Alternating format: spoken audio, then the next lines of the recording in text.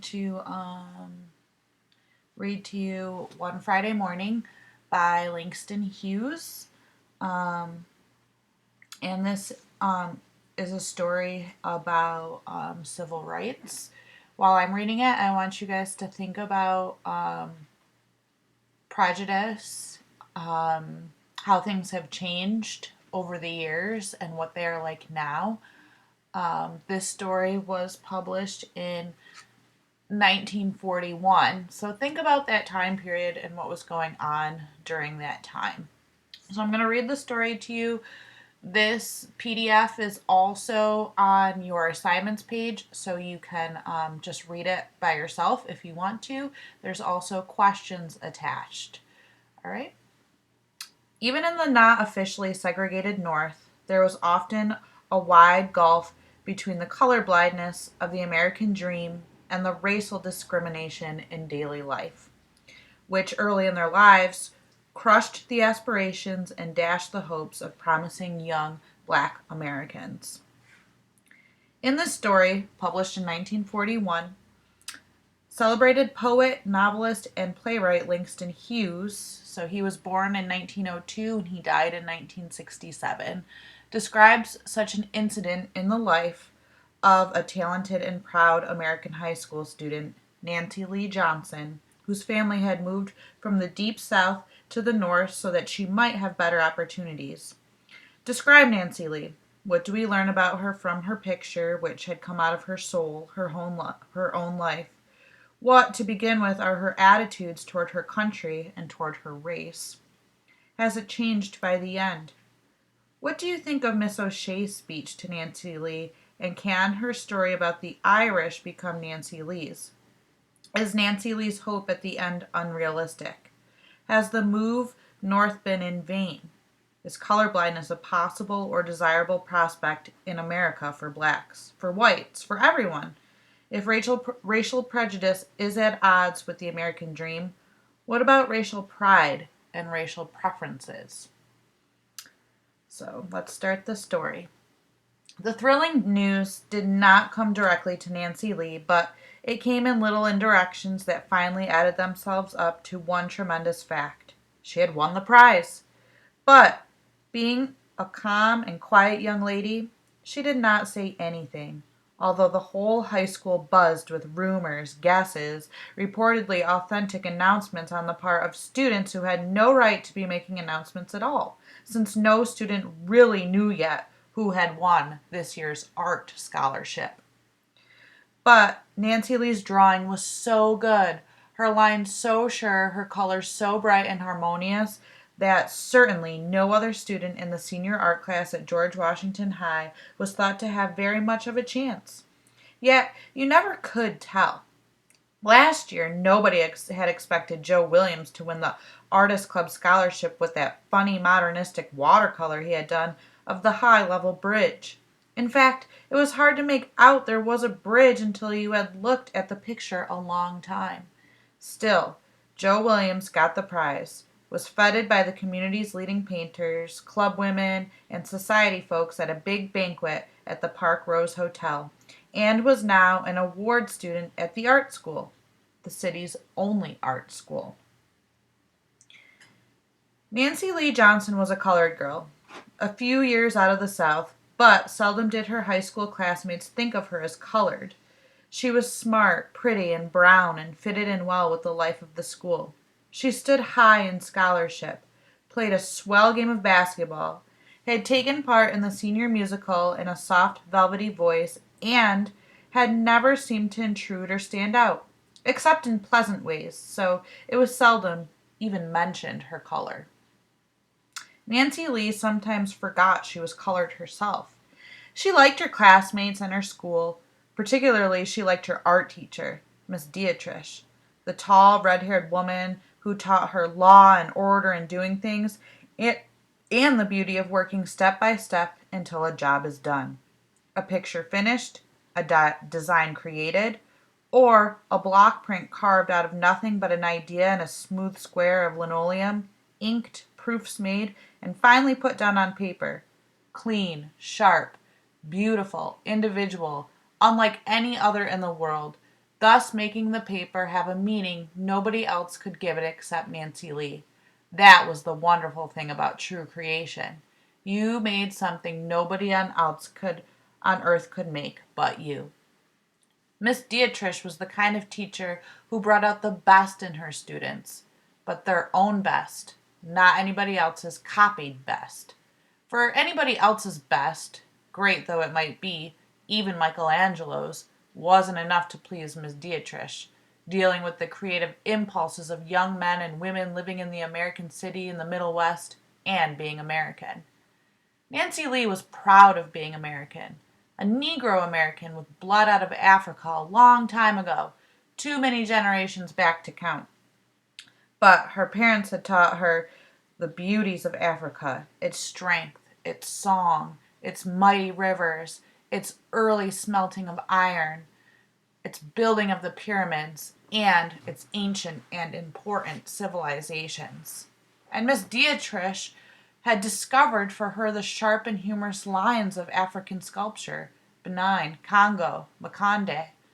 Nancy Lee's father was a mail carrier, her mother a social worker in a city settlement house.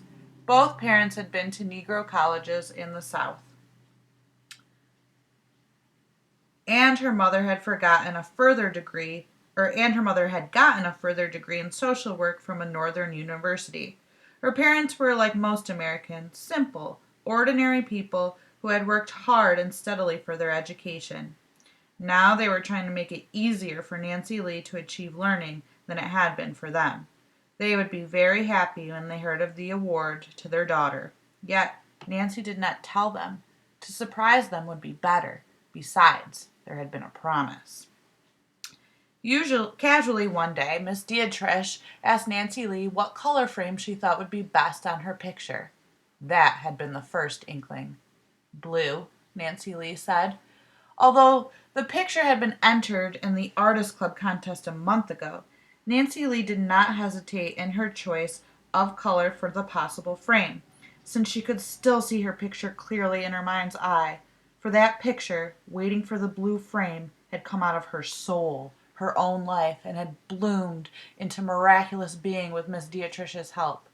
It was, she knew, the best watercolor she had painted in her 4 years as a high school art student, and she was glad she had made something Miss Dietrich liked well enough to permit her to enter in the contest before she graduated.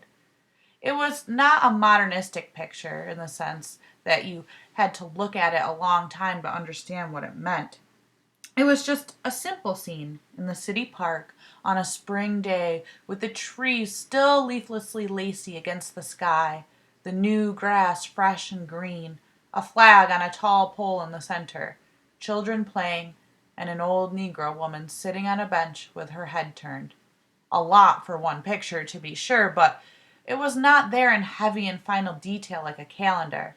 Its charm was that everything was light and airy, happy like spring, with a lot of blue sky, paper white clouds, and air showing through. You could tell that the old Negro woman was looking at the flag, and that the flag was proud in the spring breeze, and that the breeze helped to make the children's dresses billow as they played. Miss Dietrich had taught Nancy Lee how to paint spring, people, and a breeze on what was only a plain white piece of paper from the supply closet.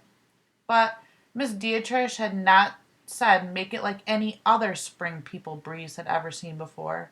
She let it remain Nancy Lee's own. That is how the old Negro woman happened to be there, looking at the flag. For in her mind the flag, the spring, and the woman formed a kind of triangle, holding a dream Nancy Lee wanted to express. White stars on a blue field, spring, children, ever-growing life, and an old woman. Would the judges at the Artist Club like it? One wet, rainy April afternoon, Miss O'Shea, the girls' vice principal, sent for Nancy Lee to stop by her office as school closed.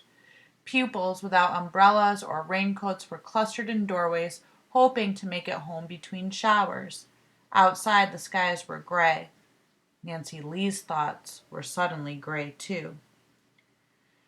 She did not think she had done anything wrong, yet that tight little knot came in her throat just the same as she approached Miss O'Shea's door. Perhaps she had banged her locker too often and too hard. Perhaps the note in French she had written to Sally halfway across the study hall just for fun had never gotten to Sally but into Miss O'Shea's hands instead. Or maybe she was failing in some subject and wouldn't be allowed to graduate. Chemistry. A pang went through the pit of her stomach. She knocked on Miss O'Shea's door. The familiarly solid and competent voice said, "Come in." Miss O'Shea had a way of making you feel welcome, even if you came to be expelled. "Sit down, Nancy Lee Johnson," said Miss O'Shea. "I have something to tell you." Nancy Lee sat down. "But I must ask you to promise not to tell anyone yet." "I won't, Miss O'Shea," Nancy Lee said, wondering what on earth the principal had to say to her. "You are about to graduate," Miss O'Shea said, "and we shall miss you. You have been an excellent student, Nancy, and you will not be without honors on the senior list, as I'm sure you know." At that point there was a light knock on the door. Miss O'Shea called out, "Come in," and Miss Dietrich entered. "May I be a part of this too?" she asked, tall and smiling. "Of course," Miss O'Shea said.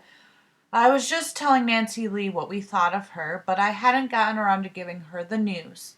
Perhaps, Miss Dietrich, you'd like to tell her yourself." Miss Dietrich was always direct. "Nancy Lee," she said, "your picture has won the Artist Club scholarship." The slender brown girl's eyes widened, and her heart jumped. Then her throat tightened again. She tried to smile, but instead tears came to her eyes. "Dear Nancy Lee," Miss O'Shea said, "we are so happy for you." The elderly white woman took her hand and shook it warmly, while Miss Dietrich beamed with pride. Nancy Lee must have danced all the way home. She never remembered quite how she got there through the rain. She hoped she had been dignified, but certainly she hadn't stopped to tell anybody her secret on the way. Raindrops, smiles, and tears mingled on her brown cheeks. She hoped her mother hadn't gotten home and that the house was empty. She wanted to have time to calm down and look natural before she had to see anyone. She didn't want to be bursting with excitement, having a secret to contain. Miss O'Shea's calling her to the office had been in the nature of preparation and a warning. The kind, elderly vice principal said she did not believe in catching young ladies unawares, even with honors, so she wished her to know about the coming award. In making acceptance speeches, she wanted her to be calm, prepared, not nervous, overcome, and frightened. So Nancy Lee was asked to think about what she would say when the scholarship was conferred upon her a few days hence,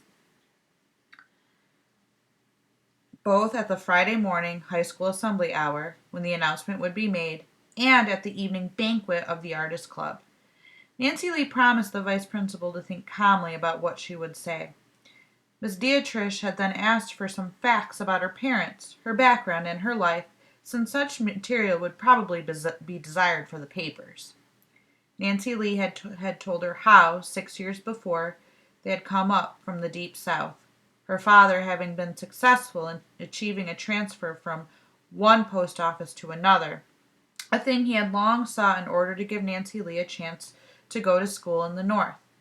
Now they lived in a modest Negro neighborhood, went to the best plays when they came to town, and had been saving to send Nancy Lee to art school, in case she were permitted to enter. But the scholarship would help a great deal, for they were not rich people. "Now Mother can have a new coat next winter," Nancy Lee thought, "because my tuition will be covered for the first year, and once in art school, there are other scholarships I can win." Dreams began to dance through her head, plans and ambitions, beauty she would create for herself, her parents, and the Negro people. For Nancy Lee possessed a deep and reverent race pride. She could see the old woman in her picture, really her grandmother in the South, lifting her head to the bright stars on the flag in the distance. A Negro in America, often hurt, discriminated against, sometimes lynched, but always there were the stars on the blue body of the flag. Was there any other flag in the world that had so many stars? Nancy Lee thought deeply, but she could remember none in all the encyclopedias or geographies she had ever looked into. Hitch your wagon to a star, Nancy Lee thought, dancing home in the rain. Who were our flag makers? Friday morning came, the morning when the world would know, the high school world, the newspaper world, her mother and her dad.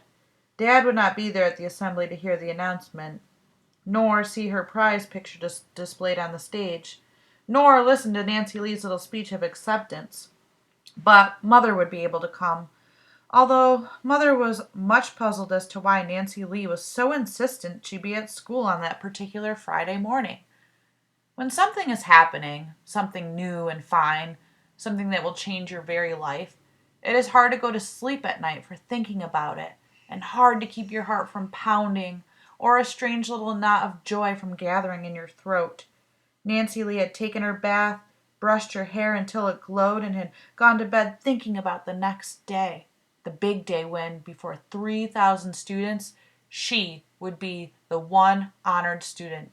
Her painting, the one painting to be acclaimed as the best of the year from all the art classes of the city. Her short speech of gratitude was ready. She went over it in her mind, not word for word, because she didn't want it to sound as though she had learned it by heart, but she let the thoughts flow simply and sincerely through her consciousness many times. When the president of the Artists Club presented her with the medal and scroll of the scholarship award, she would say, "Judges and members of the Artists Club, I want to thank you for this award that means so much to me personally and, through me, to my people, the colored people of this city, who sometimes are discouraged and bewildered, thinking that the color and poverty are against them. I accept this award with gratitude and pride, not for myself alone, but for my race that believes in American opportunity and American fairness and the bright stars in our flag. I thank Miss Dietrich and the teachers who made it possible for me to have the knowledge and training that lie beyond this honor you have conferred upon my painting. When I came here from the South a few years ago, I was not sure how you would receive me. You received me well. You have given me a chance and helped me along the road I wanted to follow. I suppose the judges know that every week here at the assembly the students of the school pledge allegiance to the flag. I shall try to be worthy of that pledge and of the help and friendship and understanding of my fellow citizens of whatever race or creed, and our American dream of liberty and justice for all." This would be her response before the students in the morning. How proud and happy the Negro pupils would be, perhaps almost as proud as they were of the one colored star on the football team. Her mother would probably cry with happiness. Thus, Nancy Lee went to sleep dreaming of a wonderful tomorrow. The bright sunlight of April morning awoke her. There was breakfast with her parents, their half-amused and puzzled faces across the table, wondering what could be the secret that made her eyes so bright. The swift walk to school, the clock in the tower almost 9, hundreds of pupils streaming into the long, rambling old building that was the city's largest high school, the sudden quiet of the homeroom after the bell rang, then the teacher's opening her record book to call the roll. But just before she began, she looked across the room until her eyes located Nancy Lee. "Nancy," she said, "Miss O'Shea would like to see you in her office, please." Nancy Lee rose and went out while the names were being called and the word "present" added its period to each name. Perhaps, Nancy Lee thought, the reporters from the papers had already come. Maybe they wanted to take her picture before assembly, which wasn't until 10 o'clock. Last year they had the photograph of the winner of the award in the morning papers as soon as the announcement had been made. Nancy Lee knocked at Miss O'Shea's door. "Come in." The vice principal stood at her desk. There was no one else in the room. It was very quiet. "Sit down, Nancy Lee," she said. Miss O'Shea did not smile. There was a long pause. The seconds went by slowly. "I do not know how to tell you what I have to say," the elderly woman began, her eyes on the papers on her desk. "I am indignant and ashamed for myself and for the city. Then she lifted her eyes and looked at Nancy Lee in the neat blue dress sitting there before her. "You did not receive the scholarship this morning." Outside in the hall, the electric bells announced the first period rang, loud and interminably long. Miss O'Shea remained silent. To the brown girl there in the chair, the room grew suddenly smaller, and smaller, and there was no air. She could not speak. Miss O'Shea said, "When the committee learned that you were colored, they changed their plans." Still Nancy Lee said nothing, for there was no air to give breath to her lungs. "Here is the letter from the committee, Nancy Lee." Miss O'Shea picked it up and read the final paragraph to her. "It seems to us wiser to arbitrarily rotate the award among the various high schools of the city from now on, and especially in this case, since the student chosen happens to be colored, a circumstance which, unfortunately, had we known, might have prevented this embarrassment. But there have never been any Negro students in the local art school, and the presence of one there might create difficulties for all concerned. We have high regard for the quality for Nancy Lee Johnson's talent, but we do not feel it would be fair to honor it with the Artist Club Award." Miss O'Shea paused to put the letter down. "Nancy Lee, I am very sorry to have to give you this message." "But my speech," Nancy Lee said, "was about—" the words stuck in her throat. "About America." Miss O'Shea had risen. She turned her back and stood looking out the window at the spring tulips in the schoolyard. "I thought since the award would be made at assembly right after our oath of allegiance," the words tumbled almost hysterically from Nancy Lee's throat now, "I would put part of the flag salute in my speech. You know, Miss O'Shea, that part of liberty and justice for all." "I know," said Miss O'Shea, slowly facing the room again, "but America is only what we believe in it make it. I am Irish. You may not know, Nancy Lee, but years ago we were called the Dirty Irish, and mobs rioted against us in the big cities, and we were invited to go back where we came from. But we didn't go. We didn't give up, because we believed in the American dream, and in our power to make the dream come true. Difficulties, yes. Mountains to climb, yes. Discouragements to face, yes. Democracy to make, yes. That is it, Nancy Lee. We still have in this world of ours democracy to make. You and I, Nancy Lee. But the premise and the base are here. The lines of the Declaration of Independence and the words of Lincoln are here, and the stars in our flag. Those who deny you the scholarship do not know the meaning of those stars, but it's up to us to make them know. As a teacher in the public schools of the city, I myself will go before the school board and ask them to remove from our system the offer of any prizes or awards denied to any student because of race or color." Suddenly, Miss O'Shea stopped speaking. Her clear blue eyes looked into those of the girl before her. The woman's eyes were full of strength and courage. "Lift up your head, Nancy Lee, and smile at me." Miss O'Shea stood against the open window with the green lawn and the tulips beyond. The sunlight tangled in her gray hair, her voice an electric flow of strength to the hurt spirit of Nancy Lee. The abolitionists who believe in freedom when there was slavery must have been like that. The first white teachers who went into the deep South to teach the freed slaves must have been like that. All those who stand against ignorance, narrowness, hate, and mud on stars must be like that. Nancy Lee lifted her head and smiled. The bell for assembly rang. She went through the long hall, filled with students, toward the auditorium. There will be other awards, Nancy Lee thought. There are schools in other cities. This won't keep me down. But when I'm a woman, I'll fight to see that these things don't happen to other girls as this has happened to me. And men and women like Miss O'Shea will help me. She took her seat among the seniors. The doors of the auditorium closed. As the principal came onto the platform, the students rose and turned their eyes to the flag on the stage. One hand went to the heart, the other outstretched toward the flag. 3,000 voices spoke. Among them was the voice of a dark girl whose cheeks were suddenly wet with tears. "One nation indivisible, with liberty and justice for all." This is the land we must make, she thought. Okay, that is the end. Before you start answering the questions, think about the story, the details, what just happened, and think about the story through your head again before you start working on the questions. Do a good job.